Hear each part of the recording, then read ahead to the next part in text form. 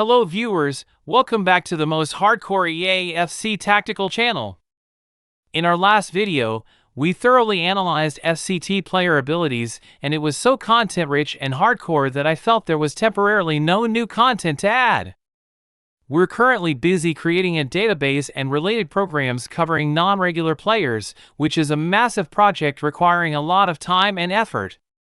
So, during this busy phase, I want to talk about some lighter topics in this video, such as the various activities and medals within the game, which are equally important to players, but I seem to have not detailed before.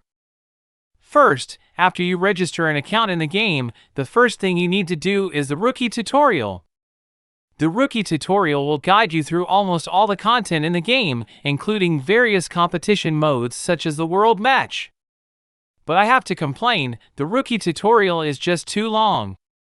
If you're not playing this game for the first time, if you're using a second account and already know this content, you'll find there's no way to quickly skip the tutorial. This might take you over half an hour to complete, and the content of the rookie tutorial is very complicated. I sincerely hope that the game developers will cancel this kind of mandatory long tutorial, or at least provide an option to skip the tutorial if the system detects that it is not the player's first time playing. In the rookie tutorial, you'll get a player card, and now when you enter the game, you get Son Heung-min's card. This big head version of Son Heung-min, in the previous old version, you could get another version of Son Heung-min, which is currently unobtainable, but it doesn't matter, the two cards are the same except for the values. The rookie tutorial also gives you an S-level shooting skill move, much stronger than the A-level, which is very useful for early game matches, as you can overcome stronger opponents with higher combat power. After talking about the rookie tutorial, let's look at the World Match. The World Match is divided into several levels such as Beginner, Intermediate, and Advanced, each containing 6 leagues, with about 20 team matches in each league.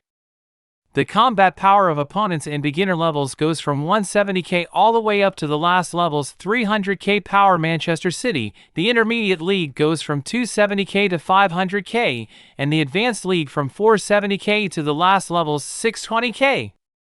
You don't necessarily need to exceed the opponent's power to win the game, as long as the team setup is reasonable. As for why you want to play these World Match levels, the main reason is for their rewards. The reward system of the World Match is very attractive.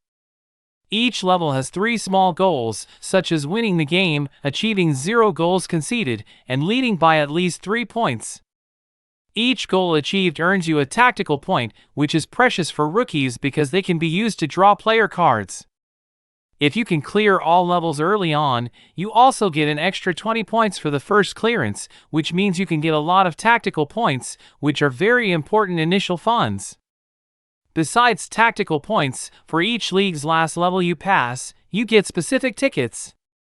Although the probability of winning with these tickets is not high, they also add fun to the game. In the last levels of some specific difficulty levels, there are additional rewards, such as specific formations or 3-star level coach cards, which are very helpful for early team building.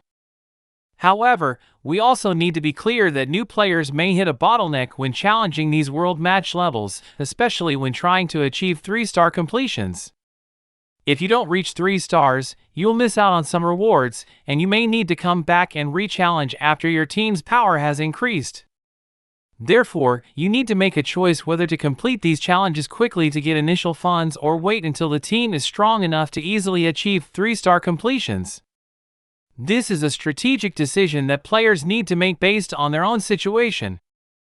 In the game, the setup of the lineup is very important.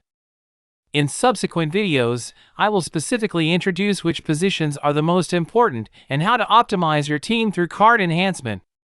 So, please continue to follow our channel, and we will bring you more in-depth analysis and strategy sharing about the FCT game in future videos. Next, talking about team setup, for the World Match, several positions are crucial. First is the striker because many objectives require a 3-point lead, and a scoring striker is indispensable. Next is the goalkeeper. A reliable goalkeeper can secure victories. Also, the midfield layout is critical because the game automatically passes the ball to a midfielder at the start, like my Ronaldinho. If these three positions are well configured, your chances of clearing levels, especially achieving 3-star goals, are greatly enhanced. As the game grows and data inflation occurs, I expect new difficulty levels to be added to the world match, but these are future matters. By comparison, Captain Tsubasa's world match is actually built around the story, from the beginning to the Rising Sun chapters, and even the new Next Dream storyline. Personally, I prefer Captain Tsubasa because it has a coherent story. The world match in FCT has less immersion. Although players may be interested in a particular league, it's not well reflected in the game. Even though you can view the opponent team's skills, since most of the time you're auto-passing, players don't get a strong impression of which players are stronger. It's more of mechanically grinding levels. As for that 3-star coach, it's actually quite good for newcomers. If you haven't exchanged for other coaches in the shop, this coach card can boost your power in the early stages. As for those draw tickets, I personally don't think they're very useful due to the low probability of winning.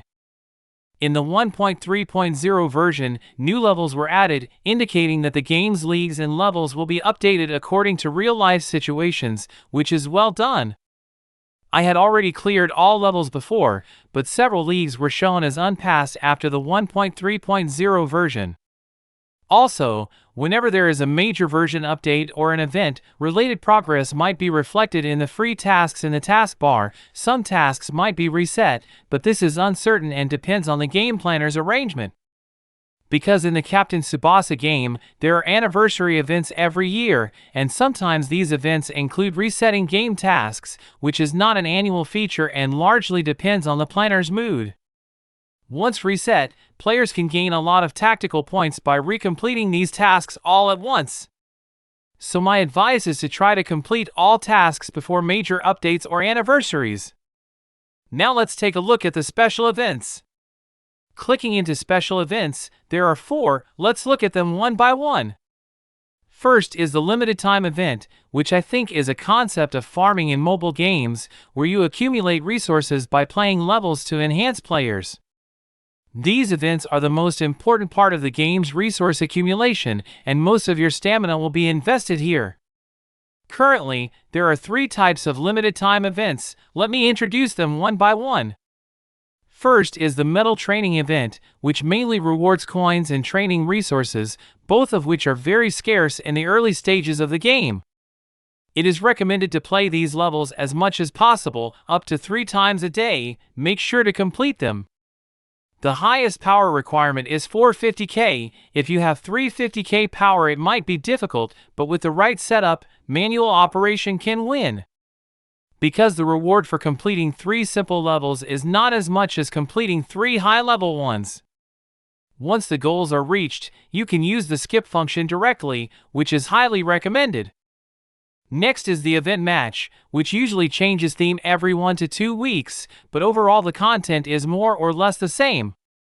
There are 4 levels. The first 3 levels of difficulty have unlimited tries, and their highest power is 450k, but the last level is a very difficult level with a power of 550k. You can only play 3 times a day. If your team is all 3-star players, passing these levels is possible. If you can't manage, try to complete it manually. Once you get a 3 o'clock score, you can skip it. You can see the green circles. Each goal completed will light up 1.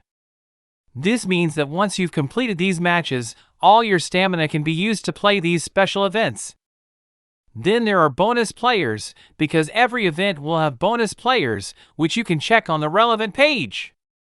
For example, in the current event, FTCC players get a 130% bonus. If you have new cards, passing these levels will be easier. Although the bonus is good, you can still pass the levels without it. The rewards for the event match are better than the world match. In addition to the common rewards, there are also extra medals, which can be exchanged for various items. As for reward exchanges, there are 2 methods.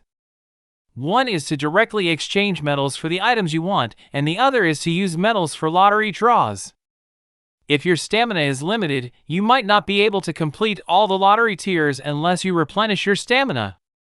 However, if you think the rewards are good, you should try to exchange as much as possible. Generally, the form of the rewards is similar, whether you exchange directly or through the lottery. In short, the most important of these rewards are the player cards. The game may have changed the settings now. Non-regular players are all premier cards, but theoretically, they should be seasonal cards because their configuration is closer to seasonal. These cards might not be the strongest, some may even be worse than regular cards, but they will have additional bonuses in the current events and PvP. You can exchange for 5 to complete 4 evolutions, or just exchange for 1, as these players generally aren't worth investing too many resources in, so decide based on your own resources. Skill move cards are important, but if you draw a lot later, you'll have many of these A-level skills that you won't be able to use up, so exchange according to your needs. Trait cards are even rarer, especially traits like the Midfield Master, which are very useful, so I recommend exchanging for them. For other resources, such as upgrade tools, you can also exchange if you have enough resources. In summary, the most important are still the player cards and draw tickets, which can bring substantial improvements to your team. Next, let's take a look at the final event of the limited time matches, the Selected 11 event. This event is recurrent, with many different series, such as Volume 1, 2, 3, 4, 5, etc., and they are always there, so don't worry about missing out. In this event, player setup is also important, with 3 levels of difficulty, but the advantage here is that there is no limit on the number of matches you can play. You can retry endlessly. The main goal is to get the exhibition medals. The other 2 rewards are similar to the world match and other events. The focus is on getting that exhibition medal. This event usually does not have extra player bonuses. It's purely a contest of power, quite simple.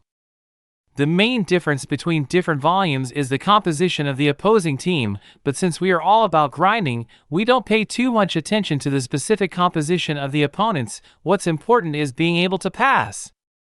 In terms of rewards, you can exchange the medals you've earned for different things, such as evolution crystals for regular cards, which are very valuable, although indeed quite expensive. Then there are formations. If you are in the early stages of the game with limited cards drawn, you might not be able to field all your powerful players, but if you have the right formation, you can deploy all your strong players, and that's when you need to exchange for these formations. There are also some tactics, whether for offense or defense. These tactics I personally haven't delved too deeply into, but they will bring some changes to the gameplay. You can understand based on the description. Their effects are usually literal. Some coaches have extra bonuses for specific tactics. If you use these tactics, players will receive bonuses on the field, which needs attention. More about extra tactics later. As for other items, I personally don't think they are particularly useful. You can exchange if you want to, otherwise, it doesn't matter. Regarding skill moves, as I mentioned in the last video, skills are very important, especially tackle, interception, and passing skill moves. You'll need a lot of these skills for your players later, so buy as many as you can. You need at least 10 sets of such skill move combos. As for the S receiving skill move, I've mentioned before that it's not very useful later on, but if you don't have a good goalkeeper early on, you must buy those skills that are better than the A-level skills, as they can reduce the chance of your team's downfall. 1 is enough. Buy as many other skills as possible. As for A-level skills, I don't think they're particularly useful. If you have enough stamina, you'll find that grinding this or that event is equivalent because the exchange count is limited. You should exchange this one first, and after you've finished exchanging this medal, if you find the items are not ideal, go grind another medal to exchange for items. To sum up, the limited time matches are relatively simple overall. If you have a full 3-star lineup, you should be able to take down the hardest difficulty. If your combat power is low, try to get the rewards from the high power events, as they will help your early growth more. Later on, if you have stamina, just mindlessly grind these events. The priority is to play the training matches first, then the 3 limited event matches, and then farm either the event matches or the exhibition matches.